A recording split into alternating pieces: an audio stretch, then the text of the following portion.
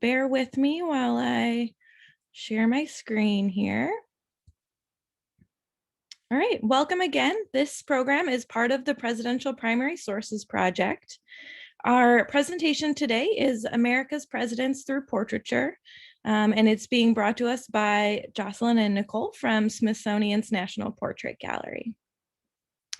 The Presidential Primary Sources Project is a collaboration between Internet2, the National Park Service, and the National Archives. We do it every year. It usually goes from about January to March. Just a quick disclaimer, as by participating in this distance learning session, all participants are agreeing to be recorded and streamed and archived as part of our project. We do post all of the recordings of these sessions on our YouTube channel so that teachers and students can access them later. All right, we're really hoping everybody participates today. It's a lot more interesting and a lot more fun if we can get more participation. So I just want to go over a few opportunities and expectations for participating.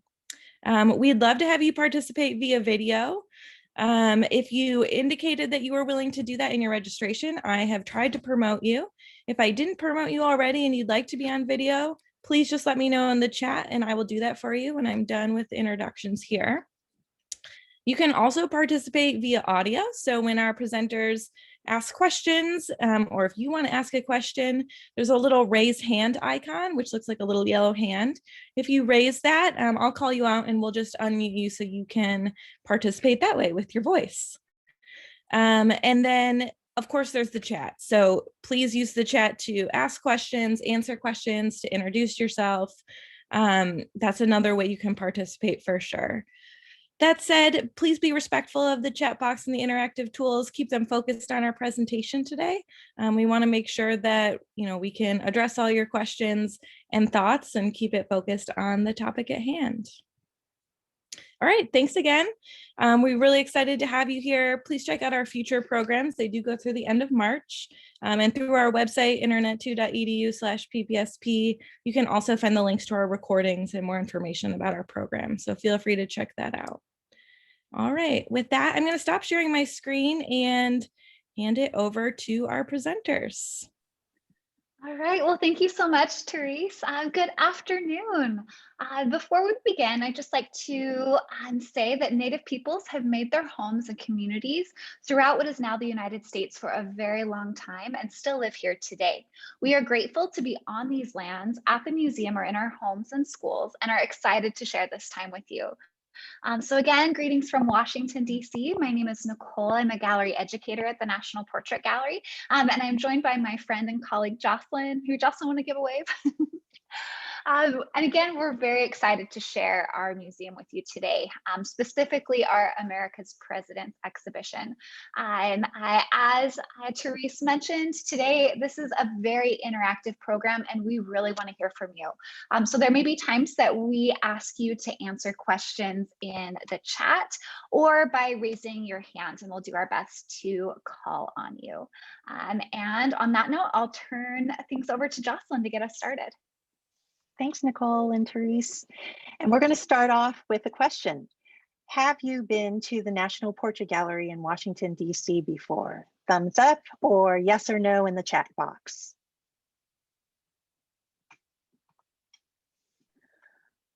All right, it looks like many of the students with us today haven't been to the Portrait Gallery. Okay. Yes, but some students have, so welcome back. All right, good. Welcome back. And we hope those that haven't had a chance, one day you'll be able to visit. Next question is, have you been to any Smithsonian museums before? All right, well, it looks like students at Edgewood Intermediate School have been to the Smithsonian before. Some students are thinking that maybe they have been before. Okay. Great. Well, I ask that because the National Portrait Gallery is part of the Smithsonian Institution, which is the largest museum, education, research complex in the world. It consists of 19 museums and galleries, gardens, plus the National Zoo. So it's immense. And our program today focuses on the Smithsonian's Learning Lab platform.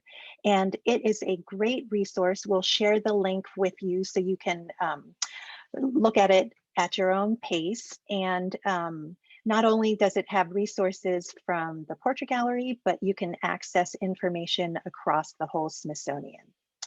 All right, well, with that, let's head over to the National Portrait Gallery. If you were able to visit in person, this is the building that you would see. It is the third oldest federal building in Washington, D.C., and it's had quite a life already. It housed the U.S. Patent Office in the 1850s and became a museum in 1968. So let's head on inside, and you would see our breathtaking courtyard. It is a beautiful place to gather pre-pandemic, post-pandemic, and walk through in the galleries. It's about the size of half of a football field, so quite large. Well, the National Portrait Gallery's mission is to tell the story of the United States through the individuals who have helped shape it. And the museum does that by showing portraits of these individuals. Every portrait tells a story, and I'll go into that a little bit more later. But first, we want to make sure we're all on the same page with the word portrait. I've been throwing that around a lot. Can I have you in the chat box type in how you would define portrait? And actually, as those of you that are typing, can I get anyone who would like to raise their hand and unmute and share with us what you think a portrait is? Go ahead, Farmington Falls. A portrait is a piece of media that usually is a painting that depicts a person or people. Okay, thank you. You're spot on. And Nicole, were there Jocelyn, some? Yep. yeah, there's a lot of responses coming in the chat. A lot of students also agreeing that it is a likeness or an artwork of a person, and clarifying things a little bit further, saying it could be a picture, or a photograph, a painting. Mansfield Academy mentions that it could be a formal picture. Yeah, really great observations. All right, I think we're all on the same track with what a portrait is. Basically, you all are right. It's a likeness of someone, and it comes in various forms, various medium, which I'll talk more about later too. So generally, the whole portrait experience involves three parties. We've got the artist who creates the portrait. We've got the sitter, who is the figure in the portrait. Now, it's kind of funny, even though they may be standing or reclining, we still refer to them as the sitter. And you probably figured out the third party is us, the viewers, the audience. And the National Portrait Gallery has over 23,000 portraits in its collection. There's a lot. And outside of the White House, it is the only institution that has a complete collection of portraits of our presidents. In fact, it has close to 1,600 presidential portraits. And most of these portraits are considered primary sources. As with most things, portraiture have changed over time. And today we're going to take a look at 4 presidential portraits and see how the portraits have evolved, have changed through the years. But before we do that, we are curious.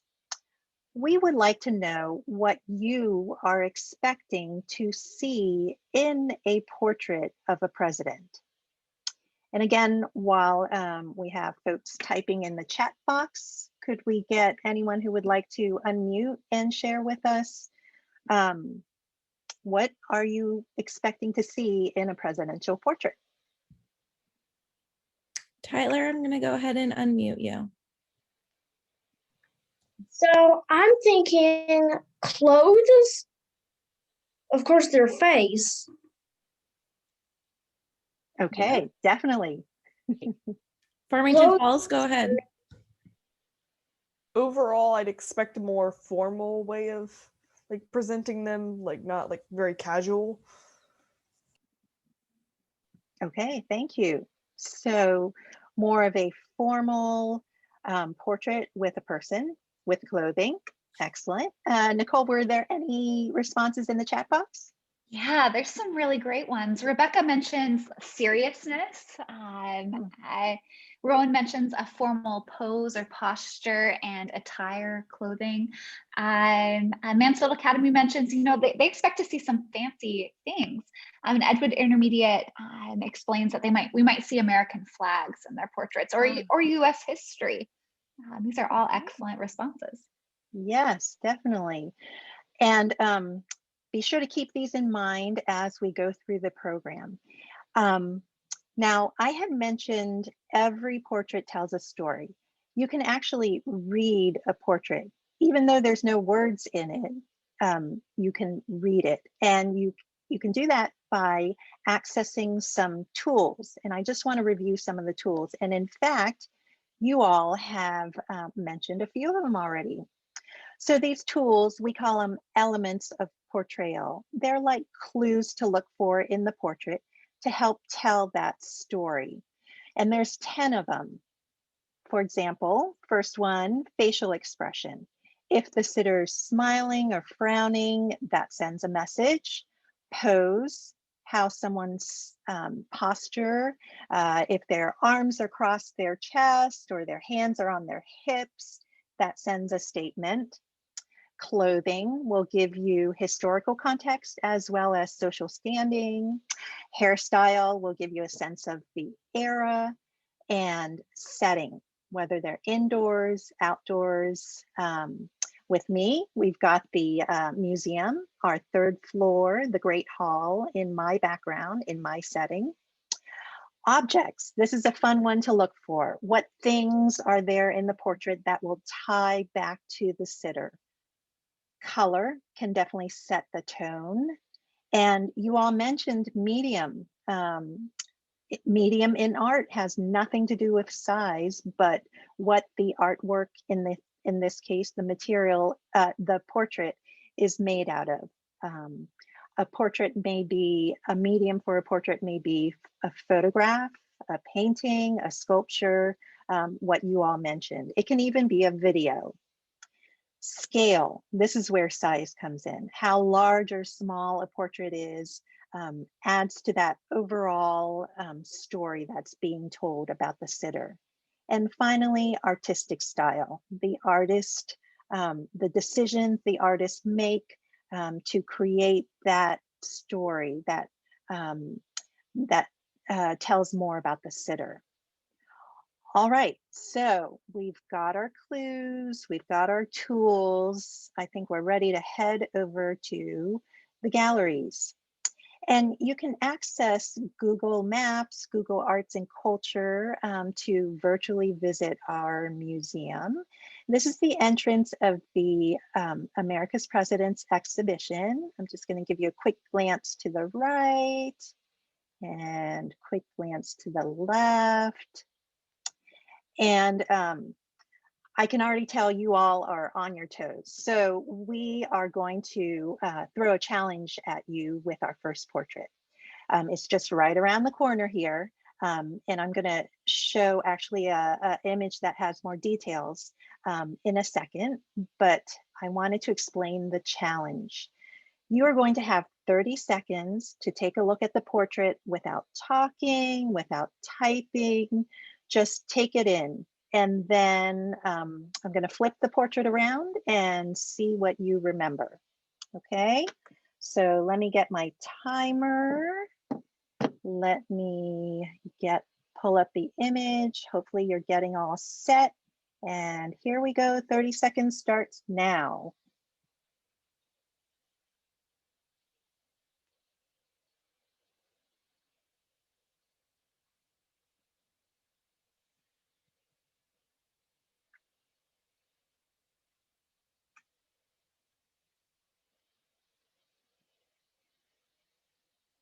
Ten seconds left.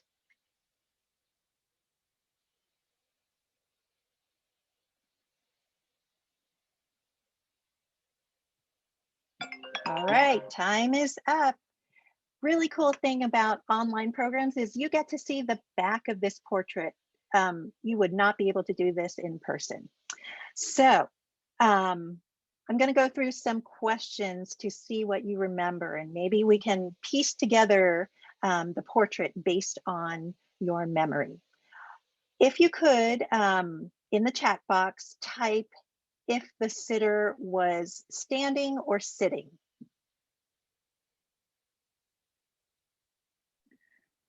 All right, these students have excellent memory. They are all in agreement that he was standing. Okay. Oh, and specifically standing in a welcoming pose from Farmington Falls. Oh, all right. So you're already looking at remembering the pose and how that tells a story. That adds to the story. Okay. Next question is, was he holding anything? And if so, what? Okay, all right. So some students don't maybe quite remember if he's holding something in his hand. Rowan mentions it possibly could be a cane. And fifth graders at Galileo School mention a sword. Okay. Yes, he was holding a sword. All right. And I am curious if you remember his clothing. If someone could unmute and share what you remember about what he was wearing. Go ahead, Farmington Falls. Darker clothing, which kind of like offset him from the background to focus on him. Like a little bit of white, I forgot what it's called, but white tuft right here around the neck. All right. So a dark suit or dark clothing with white on the inside. Excellent. Oh, Jocelyn, in the chat, Jada mentions that it looks like a captain outfit or an outfit of someone in power. And some students are mentioning that it looks like very like formal clothing or dark robes. Some students are even thinking about the texture and saying that it looks velvety. Okay. All right. So we have the sitter in a formal, power looking velvety suit. Excellent. I'm going to ask one more question before we flip it over. Anyone remember any objects they saw? And go ahead and put in the chat box. All right, and as those are coming in, Mansfield Academy mentions that it looks like George Washington's clothing in Hamilton. So making connections to things today. All right, in terms of objects, we have many students that are remembering the ink and quill or the inkwell on the table, a flag, a chair, a rainbow. Or a cup on the table.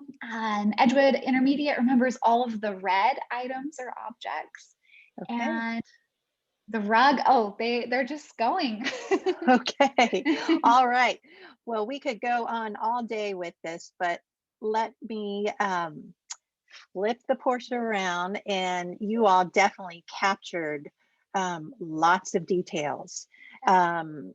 And let's see what story the artist Gilbert Stuart is telling us about our first president here. We have George Washington, and I'm so glad someone had recognized or saw that he had a welcoming pose with his arm out. So some say that actually was a gesture of him welcoming Congress when he was about to speak. So you all noticed that he was wearing a black suit for that time. And I'm sure you all know that he had a lot of military experience before. So my question to you is, why do you think Gilbert Stuart has shown George Washington wearing a black velvet suit and not a military uniform? Can I have someone unmute and share what they might think about that? Tyler, I'll go ahead and unmute you. Go ahead, Tyler. So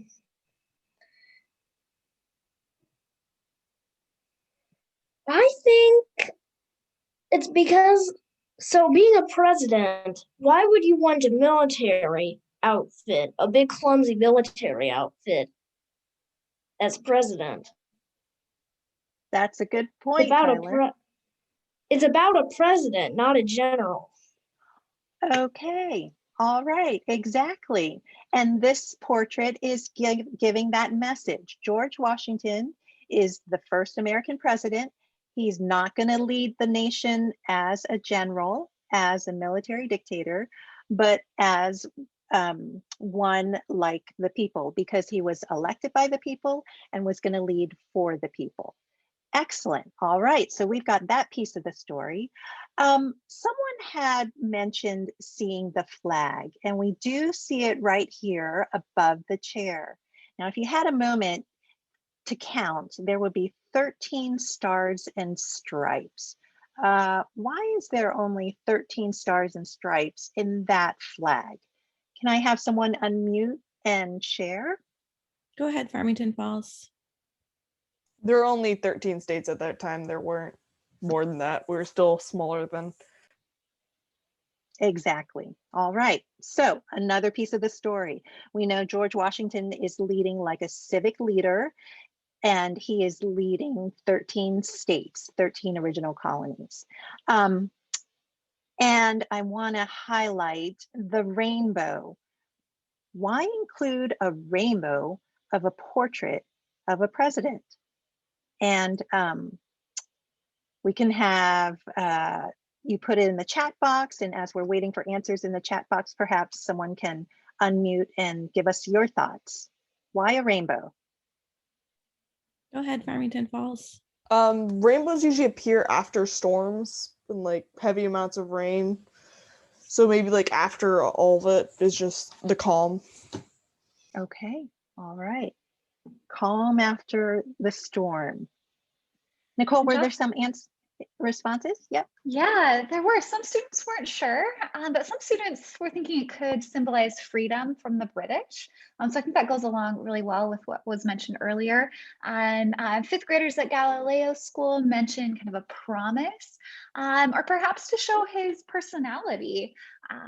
These are all really great interpretations or ideas. Yes, okay, definitely. And we do have this rainbow symbolizing better times are ahead for the nation with George Washington as the president. And yes, there is that promise tied to the rainbow. And we see some storm clouds here that symbolize the storms of the Revolutionary War, and the birth of the nation is behind us, and better times are ahead with a rainbow. I just wanted to highlight a few things here. I think someone had mentioned an inkwell. If you looked closely, there are some dogs on the side of the rainbow, the inkwell. And that's just kind of a fun little thing there. We've been told George Washington loved dogs. He apparently had over 20 dogs at Mount Vernon. So we have that included. Some say dogs represent loyalty as well. So this portrait is called the Lansdowne portrait because it was a gift to Lord Lansdowne by Senator Bingham in Pennsylvania, and Gilbert Stuart was commissioned, meaning he was given the job to paint this portrait of George Washington in 1796. And this portrait kind of sets the stage for presidential portraits. Gilbert Stuart tells the story of our first president through this portrait, saying he's a civic leader, he's going to lead the nation through the storms, and better times are ahead. All right, well, I'm going to have Nicole take it away with our next stop. All right. Well, thanks, Jocelyn. We're going to head back into the gallery so you can see the Lansdowne portrait in this space. You can get a sense of the scale or size. This is kind of a close to life-size portrait. It's quite large. It greets you as you enter this space.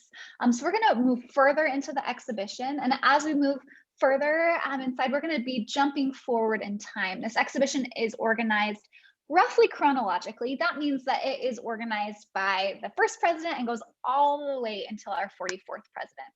So as we move in, we're going to come to this portrait here of Abraham Lincoln.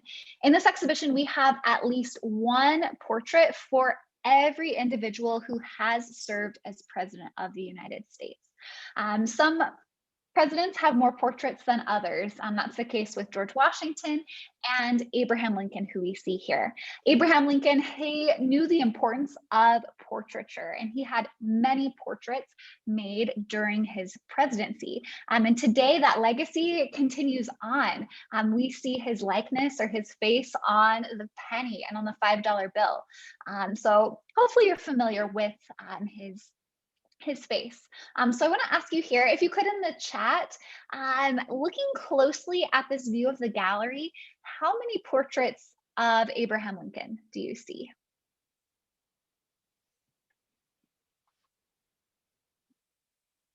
And a portrait doesn't necessarily have to be a painting or a photograph. It can be made from clay or plaster. Well, Nicole, the numbers are coming in mostly 2. Someone has said 3. Someone said 6. All right, yeah, I realize this might even be really difficult to see if you're in the classroom on the screen. There's, in fact, 4 portraits. We have this large one here on the right, this small photograph, which we'll talk about in a moment. And then here in this display case, there are 2 sculptures or 2 life masks of Abraham Lincoln. And we're going to talk about these first. So I'm going to zoom in on these. And to really understand this portrait, we need to kind of compare and contrast them, because we can learn a lot about Abraham Lincoln's presidency by looking closely at these 2 portraits. These are what are called life masks, meaning these were taken from Abraham Lincoln's face. Artists would cover his face with kind of a lotion or an oil, and then cover it with plaster. And Abraham Lincoln had to sit very still as that hardened. As it hardened, and once it was ready, the artist would pull that off from his face and then use that as a mold to create the portraits that you see here. Artists did this largely to have a reference for sculptures and paintings that they would create of Abraham Lincoln. So again, looking at these 2 portraits, first, how are these similar, or what do you notice that is the same? And if you could kind of write those responses in the chat, and as those are coming in, if you would rather raise your hand and unmute and share, I'd be happy to hear your ideas.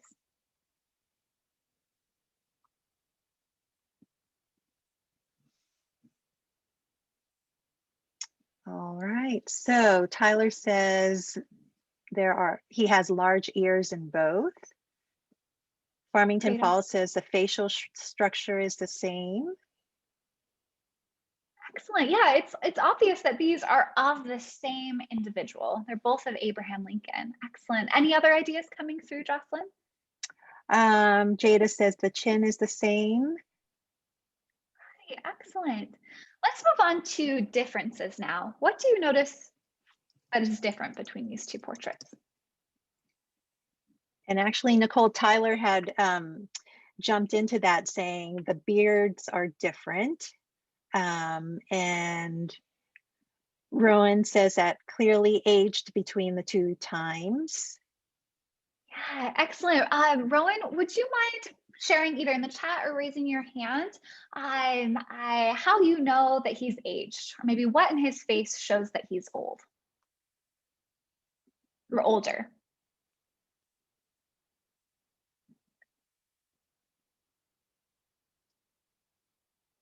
Well, here we go. So Ron says more wrinkles, more sunken structure. Okay, excellent. Yeah, so the portrait here on the right, we see those wrinkles. We see, maybe he has parts of his face that are a little bit more sunken in than on the left. Excellent. Any other differences before we move on, Jocelyn? Let's see. More hair in one. Farmington Falls said more defined eyebrows. Edgewood says one is bald. Okay, all right. Oh, these are excellent, excellent observations.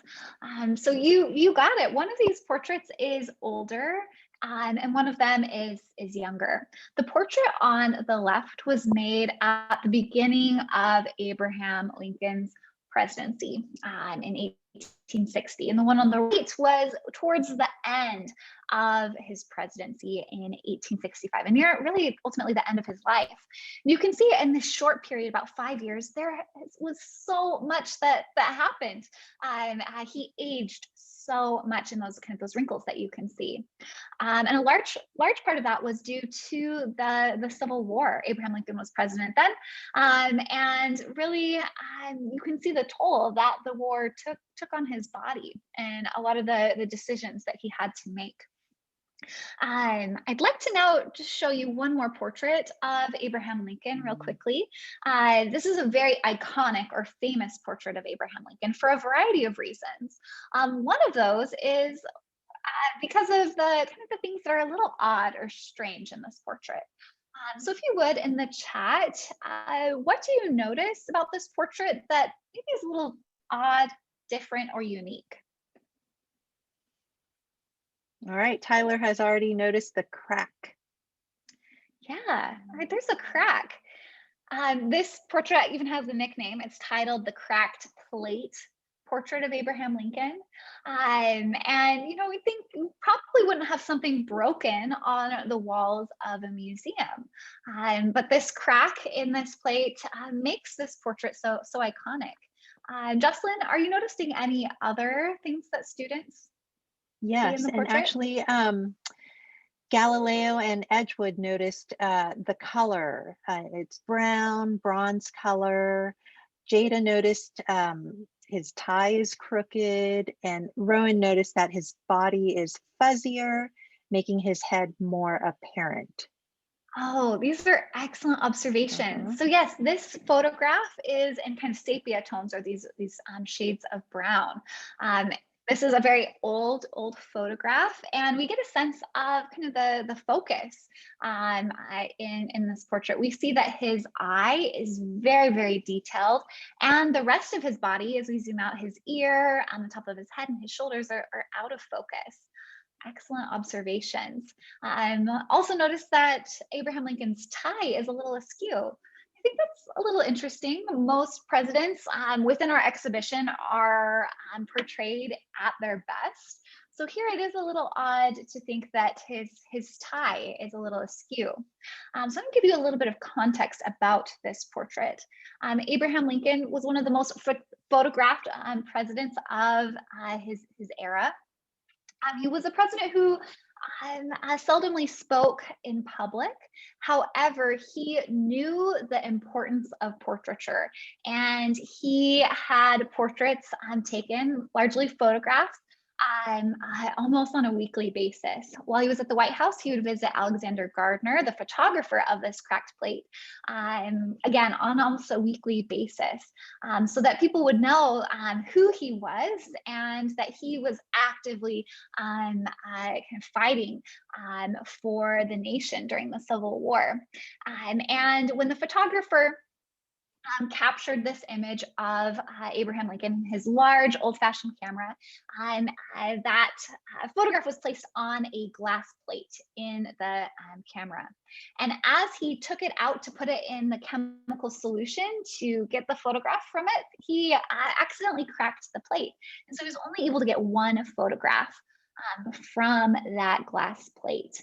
And this ended up being one of the last photographs of Abraham Lincoln before he was assassinated.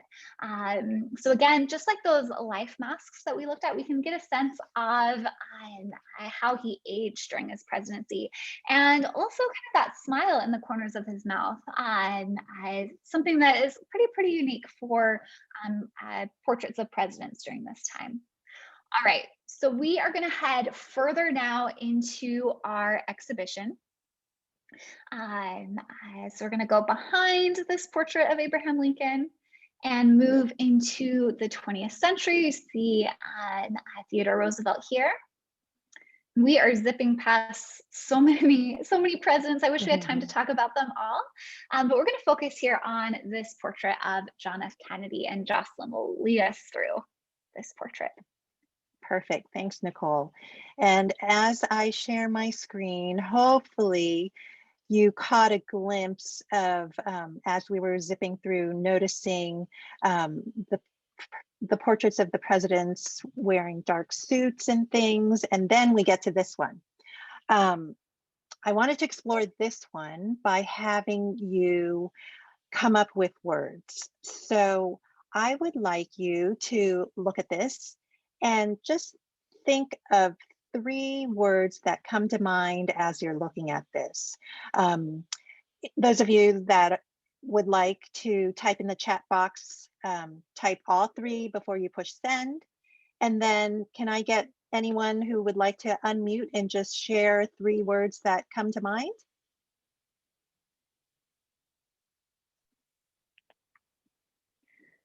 Oh, there are a lot that are coming through in the chat, Jocelyn. If you don't mind, Okay. maybe I'll read those out. Sounds good. Words to describe this portrait. There's modern, casual, colorful, messy, abstract, sharp. Let's see, sloppy or messy, sad. Let's see, what else do I see? Unique. Oh, these are excellent words. Yes, definitely excellent. I heard the word abstract quite a bit. This is a painting that was created by an artist, Elaine de Kooning, who was part of the abstract expressionist movement. So let's keep that in mind. All right, now I would like you to take a moment and think of 3 more words, 3 additional words. And again, I'll give the option if you want to unmute and share, as well as typing in the chat box, go for it. All right, Tyler, I'm going to go ahead and unmute you. Go ahead. So I just noticed his eyes are drooping. Okay. All right. So drooping, you've got that in the facial expression. All right. Are there responses in the chat box, Nicole? Oh yes, they're flying in. We have green, white, blue. So words describing those colors. So some students, such as Data, are looking to kind of his arm and saying that it's disappearing into the background. Other words to describe are casual and bold, chair, earthy, unique, natural. Some students are noticing the EDY at the bottom of the portrait, maybe wondering what that means.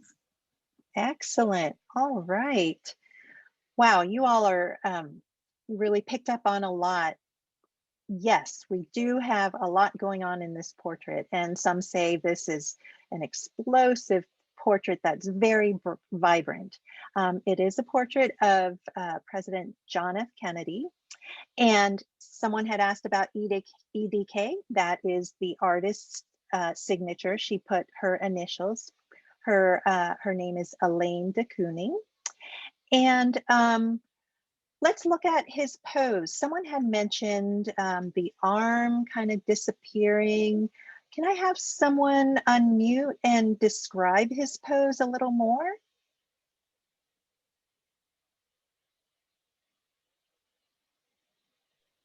Go ahead, Farmington Falls.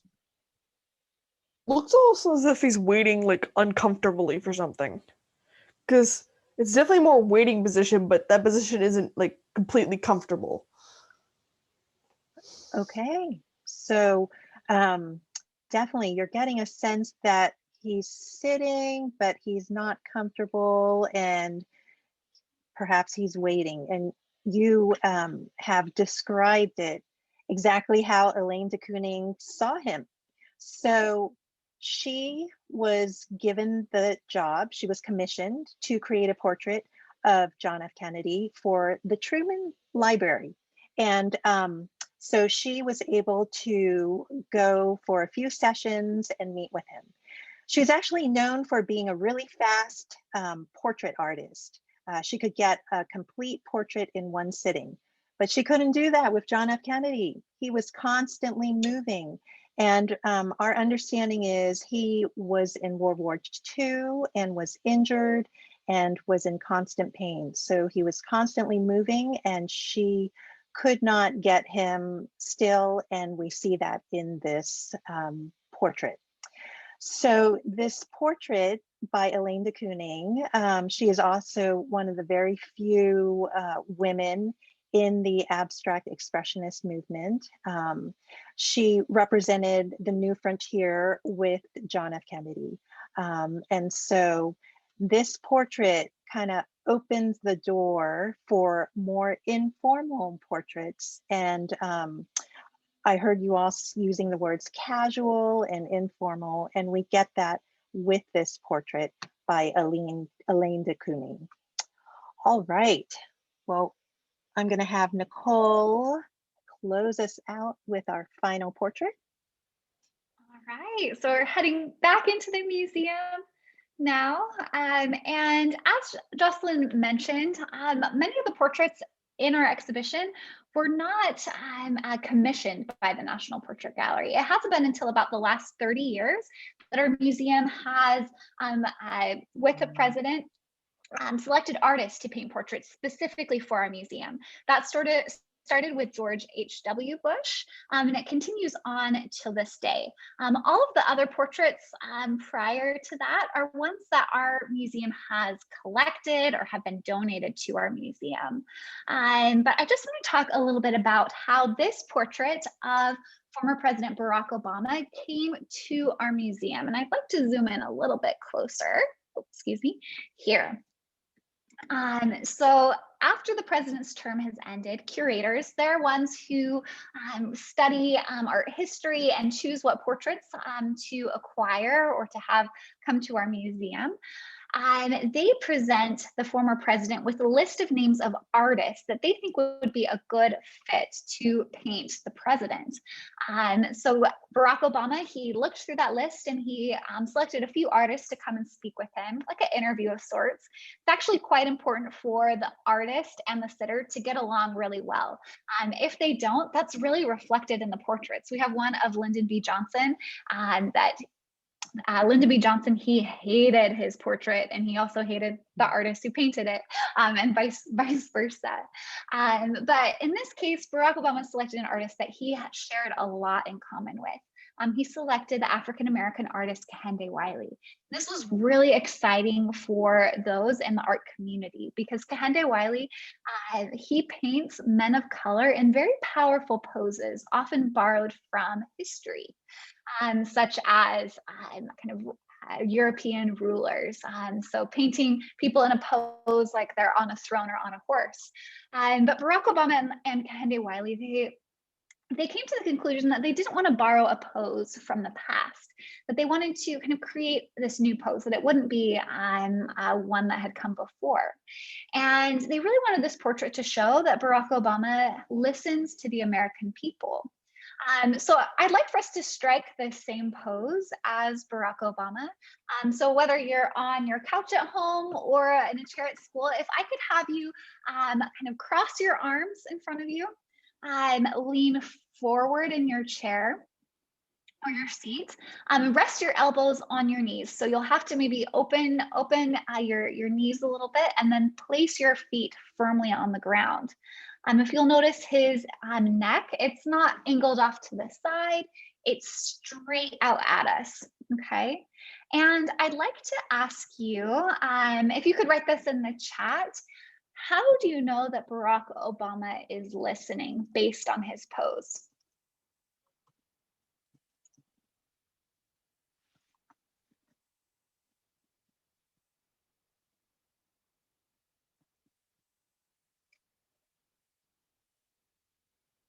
Okay, Edgewood says he's looking at everyone. Jada says he's looking at the person who's talking. Yeah, his gaze, or where his eyes are looking, is directly right out at us. If you were to come visit this portrait in the museum, wherever you're standing in this portrait, it appears as if Barack Obama's head, as well as his body, is faced towards you. You can even try that with this portrait on the screen, kind of moving side to side, and his body follows you wherever you go. Excellent. Any other thoughts? Let's see. Jayla says he is content and paying attention. And Tyler has questions about the flowers, and I know you're going to be getting to that. Yes, we will get to the flowers. Many students have questions about these because maybe they don't appear presidential, or they appear much different than all of the other portraits that we've looked at so far today. All right, well, great observations about his pose. Before we get to the flowers, I'd like for us to look to his clothing. We've looked at a lot of presidents wearing this kind of this black suit. John F. Kennedy had removed his suit jacket for his portrait. But looking here at Barack Obama, is there anything missing from his presidential outfit? All right. Galileo has already said tie, and I'm getting lots of ties. Okay, excellent. Yeah, he's missing his tie. And thinking about that, why do you think Barack Obama and the artist decided that Barack Obama was not going to wear a tie in this portrait? Maybe what does that tell us? And for this one, if you'd like to raise a hand, I'd love to hear your thoughts.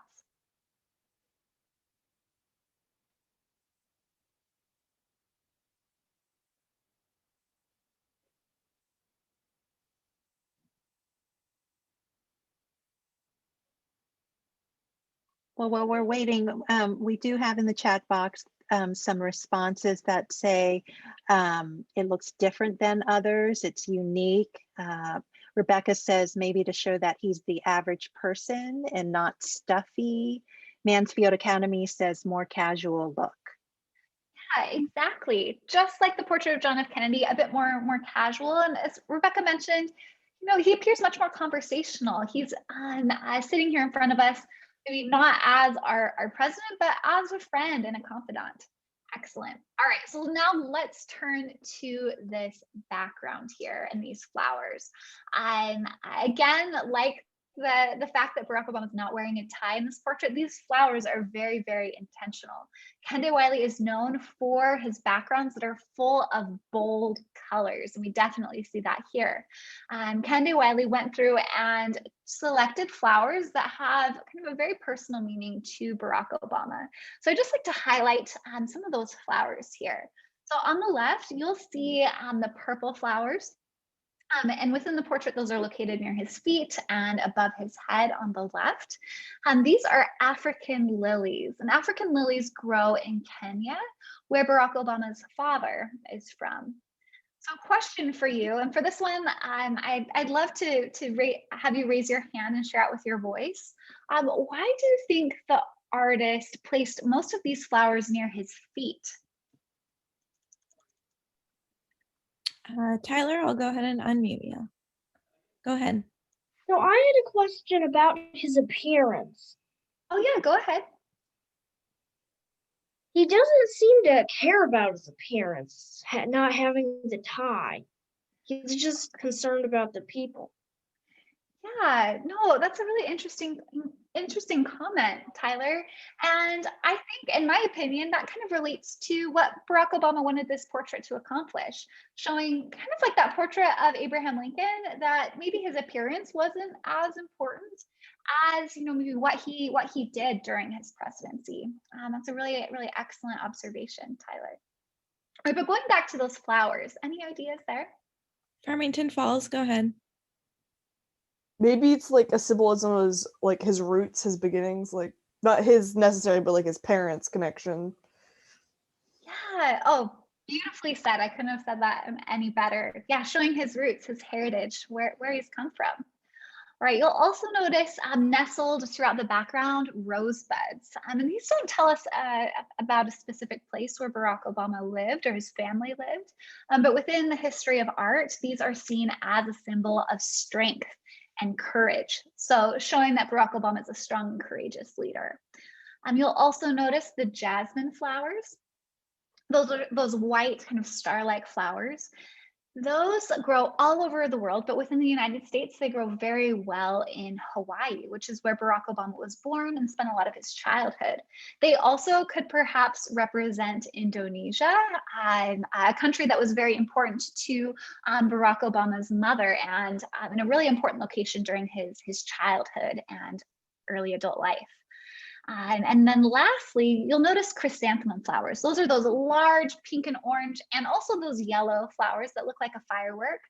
Chrysanthemums are the official flower of the city of Chicago. So if you think to the United States, our national bird is an eagle. The chrysanthemum flower represents Chicago. Chicago is where Barack Obama began his career as a lawyer. It's where he met his wife, Michelle, who was his mentor. And then also where he started his family and started his career in politics, and later becoming a senator for the state of Illinois before becoming president of the United States.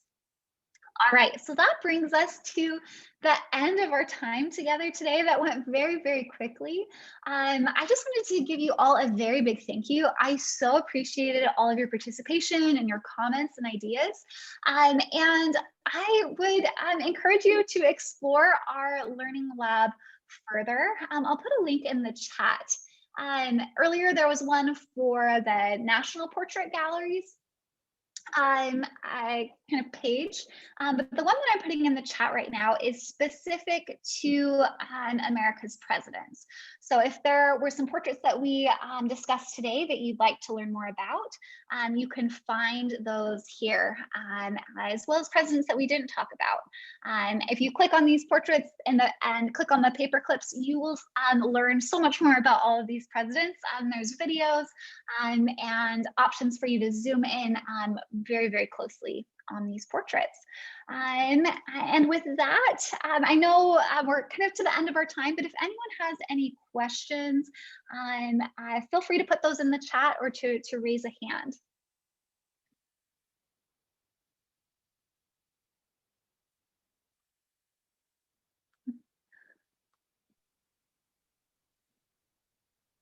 You all just were so thorough that we don't have any questions.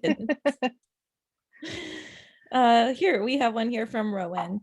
Are the presidential portraits painted during or after the president's presidency? Jocelyn, do you want to answer this one? Sure. So in terms of the officially commissioned portrait by the National Portrait Gallery that Nicole had explained, that that process happens after the president finishes up his or her term.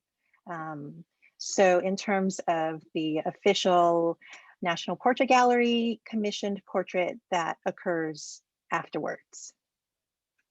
And just to go a little more with that, all of the portraits previous to George H.W. Bush, they were created even before they were president of the United States, during their term, or after. So also kind of an interesting way to think about presidents and how they're remembered as well. Oh yes, I'll put the link for our NPG Learning Lab page. So there you can find other collections ranging from social justice and specifically on kind of portraiture in general. All right, let's see. Yes. So yes, Rebecca, good question. Unfortunately, the National Portrait Gallery does not currently have a portrait of President Biden at the moment, but he will get one commissioned. These are all great questions. And we hope that someday you'll be able to visit us at the museum once we reopen, and we hope to see you there.